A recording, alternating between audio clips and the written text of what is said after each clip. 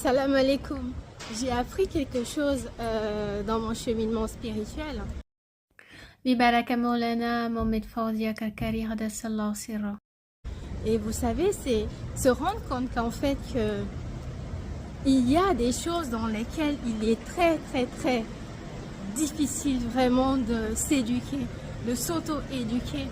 Parce qu'en fait, c'est difficile pour l'ego, c'est difficile pour la nefs. Et je vous donne un exemple, c'est quand on est sur un chemin et que le passage est étroit. Vous savez qu'il y a quelqu'un qui vient dans le sens inverse du chemin et que c'est deux voies en fait. Il y a souvent plusieurs personnes qui arrivent en même temps et ils te voient venir, ils ne laissent pas le chemin du tout. Ils ne se soucient même pas de ta présence. Donc tu es obligé de patienter et quelquefois c'est difficile parce que tu te dis bah c'est pas pour leurs parents, c'est pas eux qui ont construit le chemin. Au début je le prenais pour du racisme mais ce n'est pas le cas. C'est vraiment une question d'éducation et du coup tu prends sur toi quand tu es dans un cheminement spirituel, mais quelquefois tu n'en peux plus et tu t'arrêtes pour voir en fait. Mais non, ils sont sur le point de te marcher dessus, ils te bousculent pour vous frapper, mais ils ne laissent pas la route. C'est incroyable.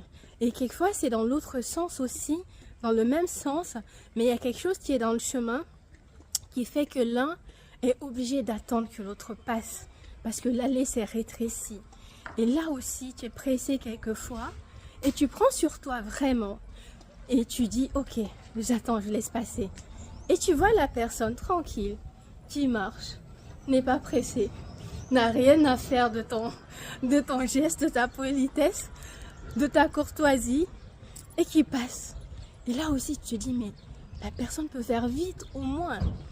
Mais tu te rends compte, tout ça en fait c'est vraiment magnifique quand tu es dans le cheminement spirituel, de prendre sur toi et de travailler parce que tu essayes de penser sur la sunna de Sayyidina Muhammad sallallahu alayhi wa sallam, qui nous a parlé des bienfaits, qui a vraiment mis la valeur sur le fait par exemple que tu dégages le chemin de quelque chose qui est sale, qui obstrue le passage, qui rend le passage difficile, l'allée difficile. Et il a vraiment mis ça en valeur avec beaucoup de hasanat. Donc tu te dis ok, c'est pareil pour moi aussi. Le fait de laisser le passage en fait, c'est un geste en fait de grandeur. Mais croyez-moi, c'est difficile. Vous savez, il y a l'éducation qu'on reçoit de nos parents. Alhamdulillah Rabbil Alamina, certains parents comme la mienne, ils m'ont donné une bonne éducation de base. Mais tu te rends compte, c'est jamais suffisant.